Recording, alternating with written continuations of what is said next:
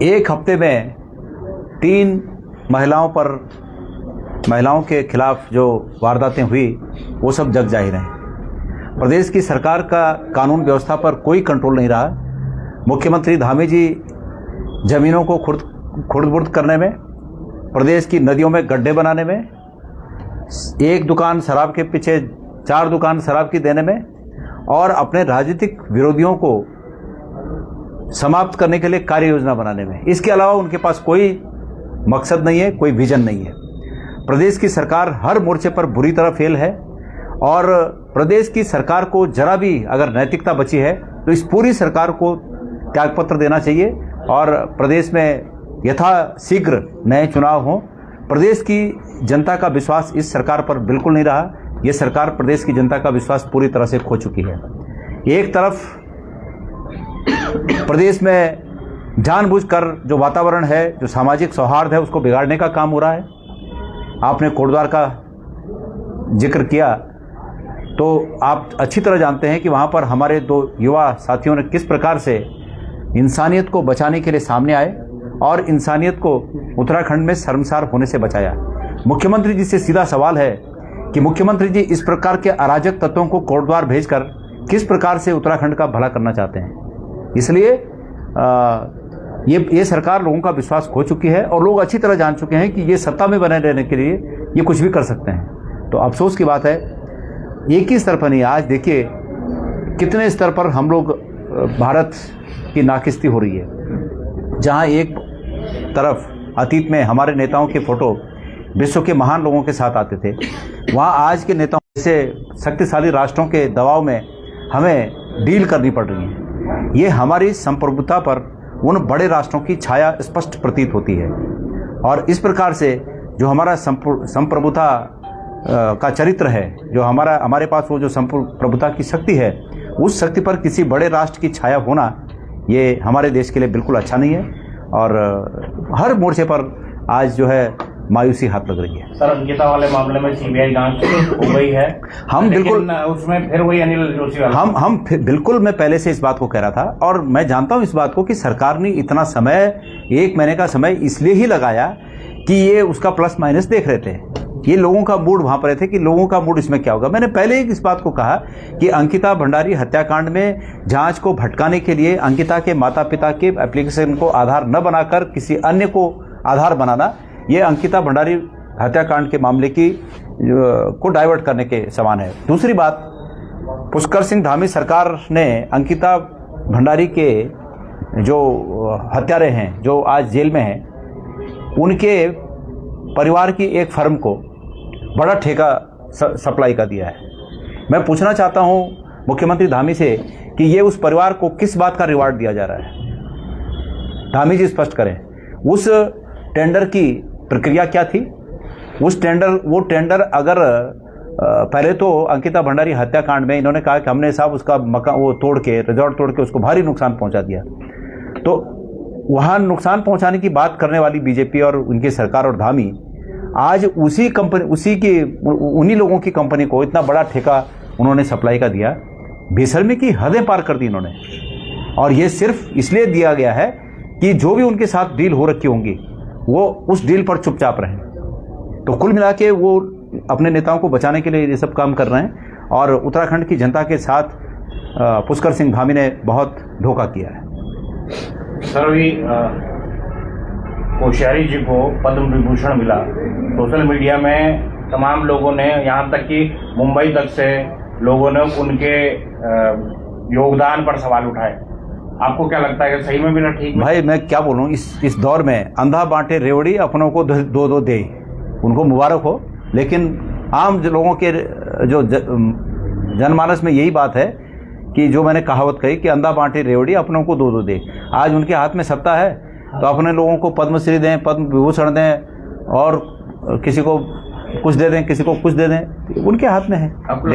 लेकिन मैं ये समझता हूँ कि हाँ बिल्कुल, मैं समझता हूँ कि जिस व्यक्ति ने महाराष्ट्र में संविधान को तहस नहस किया, संविधान की भावना को नहीं समझा, संविधान के अनुरूप नहीं चला, सिर्फ एक पार्टी, अपनी पार्टी के प्रति सिंपैथी रखी और उस पार्टी के प्रति सिंपैथी रखने के कारण उनको ये रिवार्ड मिला, तो उनको मुबारक हो रिवार्ड।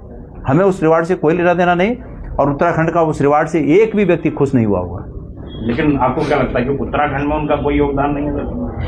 उत्तराखंड में एक राजनेता के तौर पे उनका जो योगदान है उसको सभी जानते हैं, लेकिन उस योगदान से ज़्यादा गड्ढे खोदने में योगदान है। जो यहाँ का जो ताना बाना, जिस प्रकार से झूठ को स्थापित करने में उनका जो योगदान है, उसको हमेशा याद किया जाएगा। तो इसलिए बाकी उनकी सत्ता है, उनकी सरकार है केंद्र में, वो जिसको भी रिवार्ड दे दें, जिसको जो दे दें।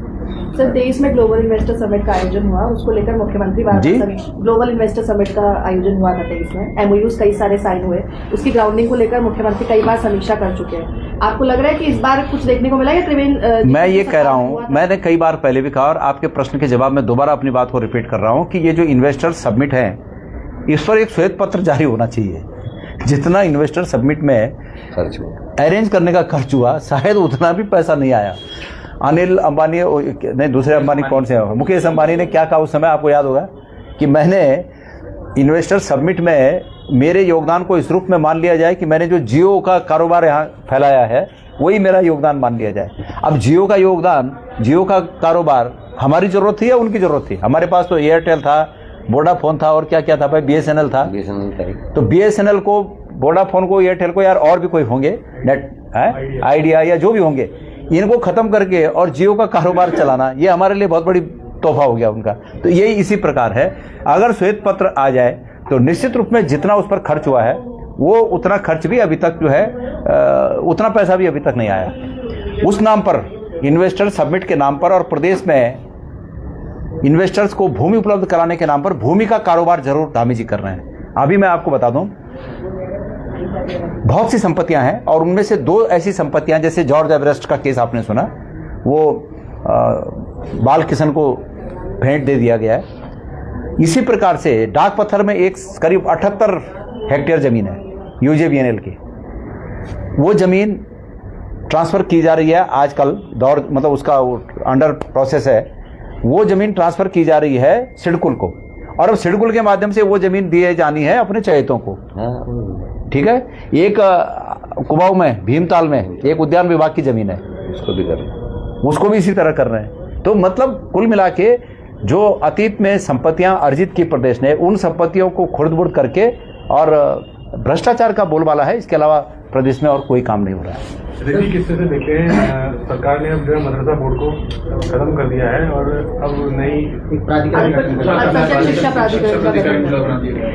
मैं ये कहना चाहता हूं कि जिन लोगों के लिए भी कोई भी योजना बन रही हो, आपने मदरसे की बात कही, उसके लिए सरकार कोई मैकेनिज्म तैयार कर रही है, पर जिनको लक्षित करके कोई ये मैकेनिज्म तैयार हो रहा है, क्या वो लोग इसमें खुश हैं?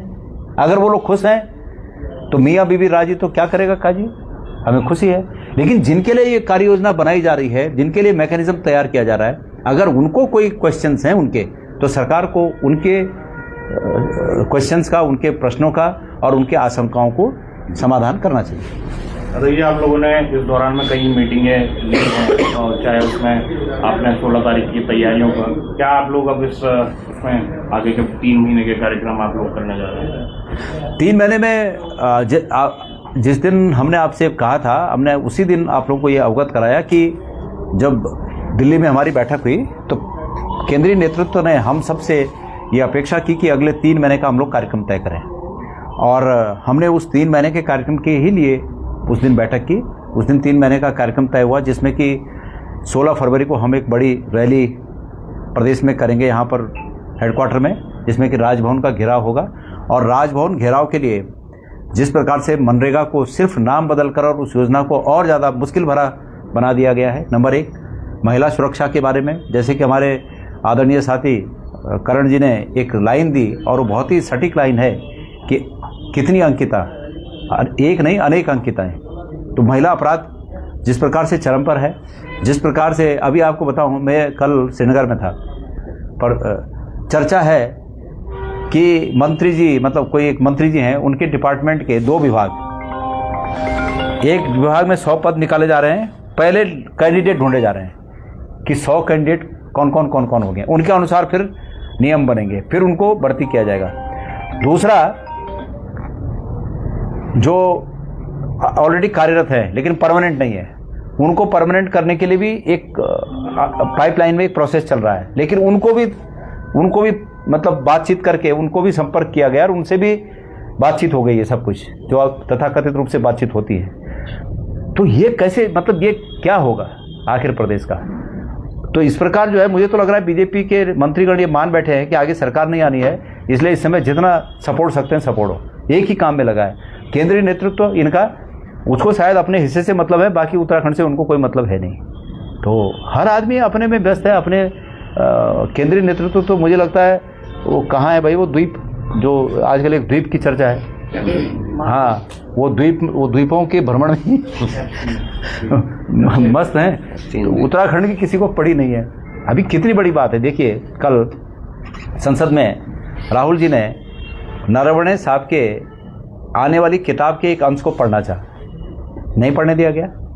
लोकसभा अध्यक्ष जी का बर्ताव देखिए आप, एक किताब मोदी जी पढ़ते हैं उसको पढ़ने के लिए वाह वाह वाह वाह वाह, और एक किताब का अंश राहुल जी पढ़ने की कोशिश करते हैं तो उसके लिए कैसे पीठ से, मतलब क्या कितने, क्या है ये सब, क्या ये लोकतंत्र जैसा लग रहा है?